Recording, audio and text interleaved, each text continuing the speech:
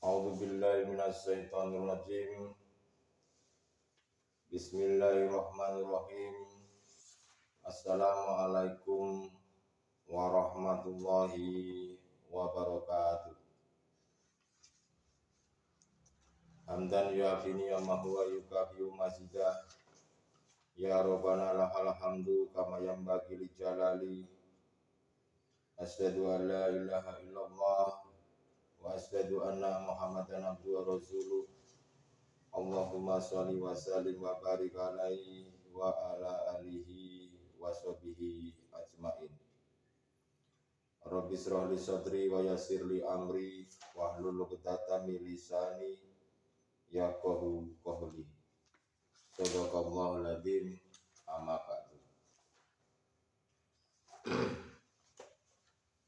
Saudara-saudariku jamaah rahimakumullah dimanapun Anda berada. Alhamdulillah pada kesempatan kali ini kita semuanya masih diberikan kesempatan oleh Allah Subhanahu wa taala.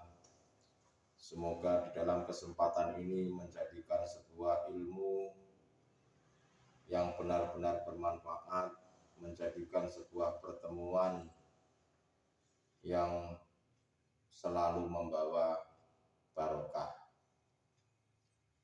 Saudara-saudariku dimanapun Anda berada, pada kesempatan kali ini kami akan membawakan sebuah bimbingan kerohanian, bimbingan keluhuran budi dengan mengesahkan Tuhan, dengan membawakan sebuah tema yaitu tauhid yang sempurna, la ilaha illa ana. Saudara-saudariku dimanapun Anda berada, ketauhidan yang sempurna itu haruslah sampai ke dalam tauhid la ilaha illa ana. Dan semua nabi ataupun para rasul utusan Allah itu juga menyampaikan sebuah tauhid, di mana tauhid ini menjadikan hati kita ini sampai kepada Allah, menjadikan keimanan yang sempurna. Di dalam Al-Qur'anul Karim, yaitu surat At-Toha ayat 14.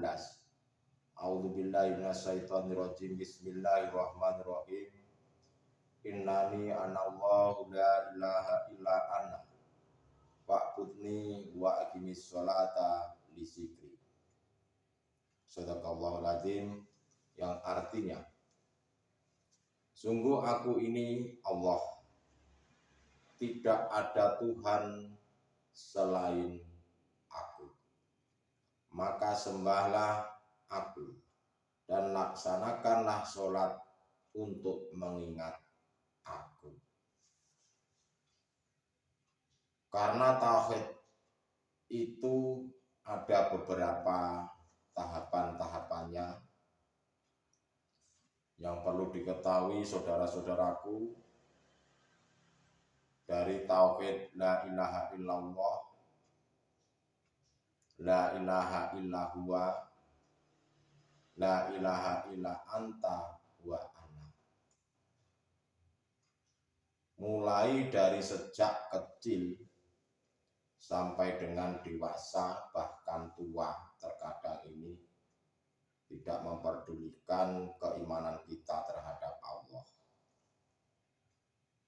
Sejak kecil ini kita sudah dikenalkan tauhid oleh orang tua kita, oleh guru-guru kita, yaitu tauhid la ilaha illallah.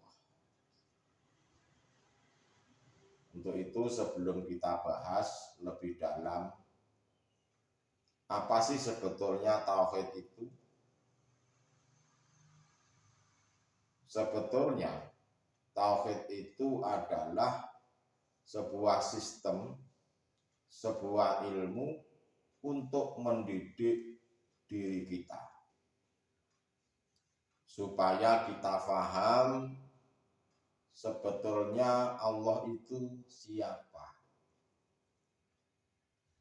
Sebab Allah dikatakan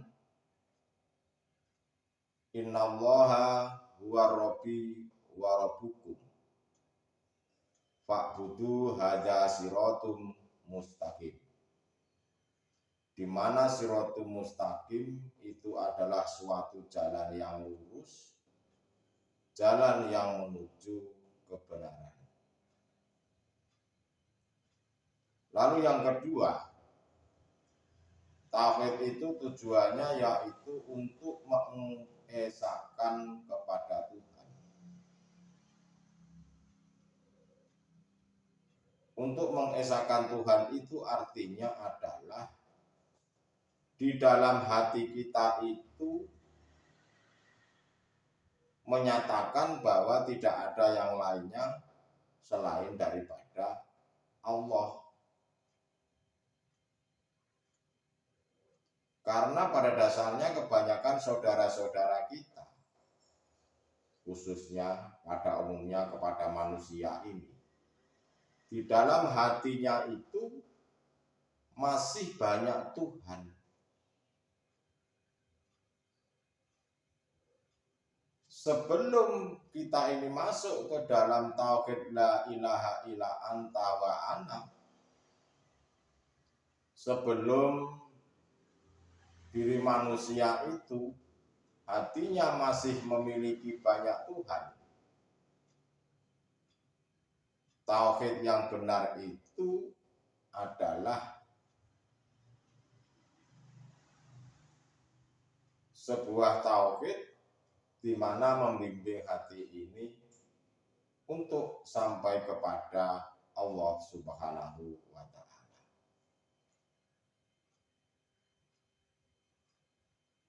Karena tauhid itu sebuah ilmu pengetahuan untuk menuntun agar kita itu betul-betul menuhankan Tuhan yang Maha Esa. Yang namanya Esa itu tidak ada yang lainnya. Kalau tunggal itu berarti ada yang lain. Tapi kalau sudah Esa, Ahad, Qul huwallahu ahad, Ahad itu tidak ada yang lainnya. Seperti halnya di dalam Pancasila, sila pertama, ketuhanan yang Maha Esa.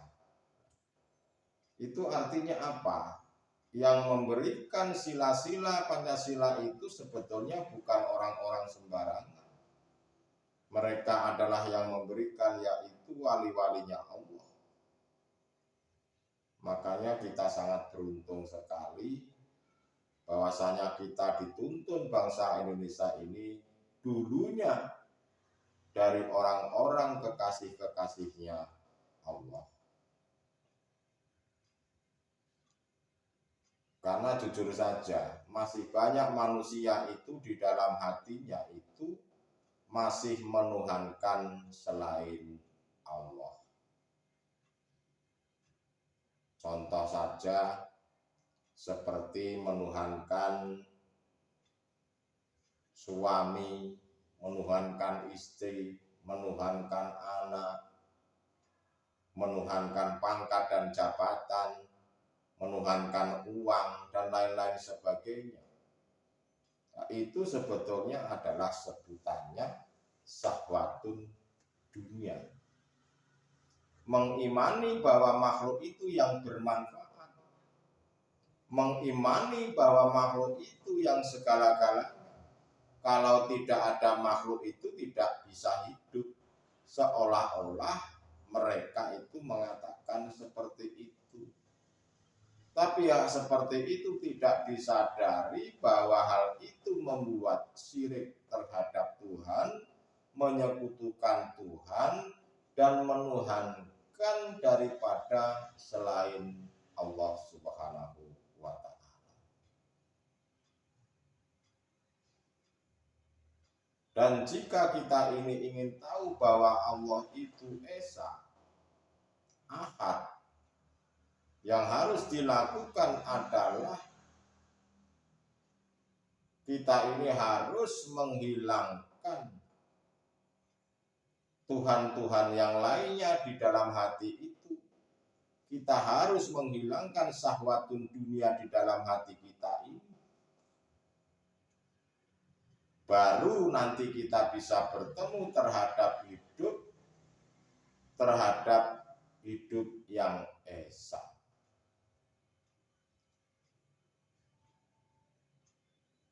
Pertama, memang kita ini sejak kecil dikenalkan oleh orang tua kita tauhid la ilaha illallah. Cuma hanya sekedar tahu artinya saja, tidak ada Tuhan selain Allah. Itu katanya. Dengan dalil afdhalu dzikri fa'lam anahu la ilaha illallah. Sebaik-baiknya zikir yaitu la ilaha illallah. Akhirnya kebanyakan saudara-saudara kita itu faham Allah itu hanya sebatas nama, tapi belum memahami siapa yang memiliki nama Allah itu. Dan itu semua dikemas di dalam hukum-hukum syariat. Dan akhirnya menumbuhkan yaitu yang namanya zikir jahri. Untuk yang kedua adalah tauhid la ilaha illallah. Namanya huwa itu tidak ada Tuhan selain Dia. Dan Dia itu artinya masih jauh. Dia seorang presiden, dia seorang menteri, dia seorang pejabat, semisal. Berarti masih jauh, belum kelihatan, dan masih mengangan-angan dia. Dan itu masih jauh, la ilaha illallah.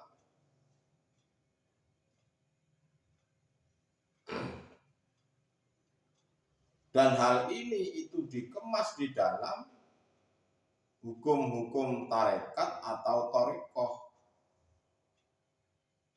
Lalu menimbulkan zikir namanya zikir sir, zikir qalbi, di mana saudara-saudara kita itu mengamalkan zikir qalbi itu Allah. Allah masuk nafas, tarik dan keluarnya Allah. Nah, itu diajari di dalam tarekat atau thariqah. Supaya hati ini yang ada mengenai perkara-perkara selain Allah itu harus dikosongkan, harus dihilangkan. Makanya Allah itu sebetulnya sebuah isyarah, di mana isyarah itu memerintahkan diri si salik, memerintahkan diri kita itu agar mengosongkan di dalam hati, menghilangkan di dalam hati rasa-rasa mengenai perkara-perkara selain Allah itu. Dan ini namanya zikir qafi, zikir yang dilantunkan di dalam hati lewat masuk keluar nafas. Lalu yang ketiga adalah la ilaha illa anta, melahirkan zikir sirul asror. La ilaha illa anta ini tidak ada Tuhan kecuali Engkau. Engkau, kamu, berarti sudah dekat. Tetapi hal ini si salik belum tahu Allah itu. ada rasa bahwa Allah itu sudahlah dekat, dan ada rasa bahwa Allah itu selalu menguasai apa yang kita lakukan. Masih ada rasa makhluk, masih merasa dekat. Dan ini masih ada rasa makhluk telah diawasi oleh Allah Subhanahu wa Ta'ala dan belum bisa melepas kemakhlukannya.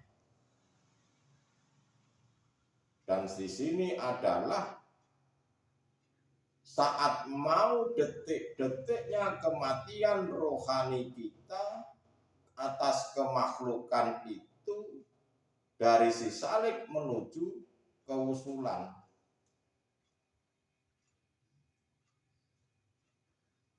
Lalu yang terakhir, puncak tauhid, yaitu la ilaha illa ana.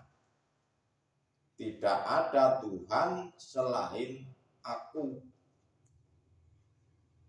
Dalam hati muncul mulai dari merasakan, melihat, serta bertemu kepada Allah.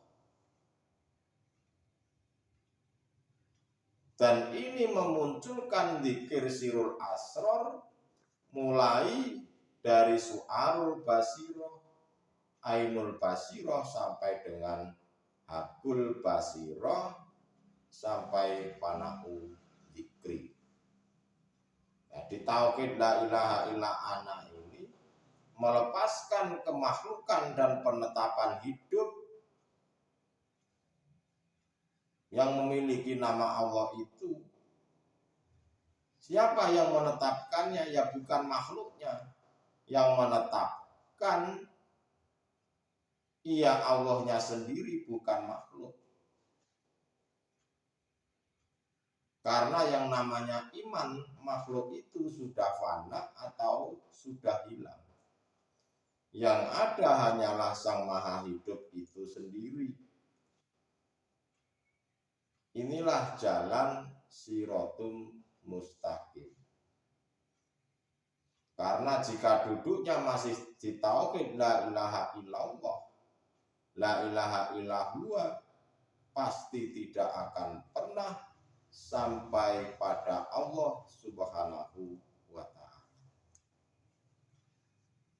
Jadi tauhid yang sempurna itu bukan di la ilaha illallah, tapi harus ditingkatkan prosesnya mulai dari la ilaha illallah, la ilaha illallah, la ilaha illa anta wa ana. Dan hal itu terjadi tidak bisa direka-reka seperti halnya yang dilakukan oleh Fir'aun. Apa perbedaannya Fir'aun dengan para kekasih-kekasihnya Allah itu? Perbedaannya itu hanyalah letak di hatinya. Kalau Fir'aun itu letaknya, kemakhlukannya itu mengaku-mengaku dirinya Tuhan. Tetapi para kekasih-kekasih Allah itu kemakhlukannya itu sudah tidak ada. Tidak, artinya sudah mati atau sudah hilang. Yang ada itu hanyalah Sang Maha Hidup yang ada di dalam dirinya. Siapa Sang Maha Hidup itu? Ya Allah itu sendiri. Makanya antara makom mukadoroh dan makom musahadah itu berbeda. Golongan am sama dengan golongan-golongan kekasih Allah, ahli suhud itu berbeda. Tetapi kalau hal ini disampaikan di tengah-tengah masyarakat, di tengah-tengah umat, dan mereka belum paham ilmunya, belum paham urut-urutannya, maka hal ini terkadang menimbulkan kontroversi, mengakibatkan mereka itu berpikir apa yang kita sampaikan itu kafir sindik, bahkan mengatakan mereka itu mengatakan ajaran sesat. Seperti halnya orang-orang yang mengatakan walaupun dia itu hafal Al-Quran, hafal ribuan hadis, mungkin katanya sanadnya sampai Rasulullah dan lain-lain sebagainya itu, manakala dirinya ini belum masuk rumah, ya tidak akan tahu isi rumah itu apa aja. Dan itu adalah golongan-golongan syariat. Imannya masih nurul iman, masih katanya orang, belum pernah masuk rumah sendiri. Tetapi kalau golongan ahli syuhud, para kekasih-kekasih Allah itu, beliau itu sudah masuk rumah dan membuktikan di dalam rumah itu ada apa saja. Makanya tidak bisa orang syariat membodoh-bodohi orang hakikat makrifat, itu tidak bisa. Karena beliau mengatakan yang hak itu hak, yang batil mengatakan batil. Karena beliau sudah masuk di dalam. Tidak seperti kita hanya itu menyampaikan lewat Al-Quran, menyampaikan lewat hadis dan lain-lain sebagainya, tetapi dia sendiri belum pernah makhluk di dalam latifahnya Allah. Dia hanya mengarang-arang cerita apa katanya orang, tidak bisa membuktikan sendiri. Padahal yang namanya iman, percaya, harus melihat sendiri, membuktikan sendiri, menyatakan sendiri bahwa yang hak itu hak, yang batil itu batil. Makanya di sini kami menyampaikan tauhid yang sempurna itu sampai ke la ilaha illallah. Naikkanlah tingkatanmu, imanmu, jangan hanya di nurul iman syariat tarekat saja, tetapi naikkanlah sampai dengan profesor hakikat menuju makrifat. Ingat saudara-saudaraku, bahwa kematian itu adalah suatu yang menandakan batas waktu untuk bertemu pada Allah. Mulai lahir sampai dengan mati. Dan kematian itu merupakan batasan waktu. Jika mulai lahir sampai mati belum bisa kembali bertemu dengan Allah, maka nanti di akhirat setelah jasad kematian, jasad jasmania ini mati, maka tidak mungkin bisa bertemu dengan Allah. Tidak mungkin bisa kembali kepada Allah. Tidak mungkin wa inna ilaihi raji'un, atau tidak mungkin meninggalnya secara husnul khotimah. Itulah saudara-saudaraku pada kesempatan kali ini, karena berhubung waktu, apa yang kami sampaikan semoga bermanfaat, dan semoga saudara-saudara yang lain yang belum paham atau belum mengerti, silakan ditularkan kepada yang lainnya. Untuk itu saya cukupkan sekian. Akhirul kalam. Usikum wa nafsi bi taqwallah. Wassalamualaikum warahmatullahi wabarakatuh.